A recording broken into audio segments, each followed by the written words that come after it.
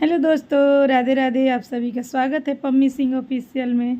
तो आइए, आज बहुत दिन के बाद हम आए हैं, तो एक छठ माता का गीत सुनाते हैं। अच्छा लगे तो लाइक सब्सक्राइब कमेंट ज़रूर करिएगा।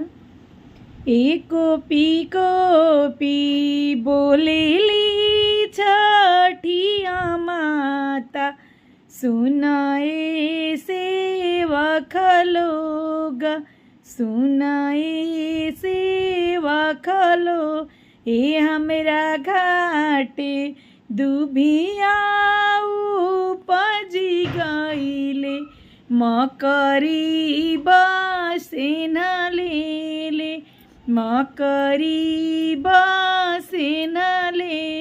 हाथ जोड़ी बोलले कवन सिंह, सुनिए छठिया माता।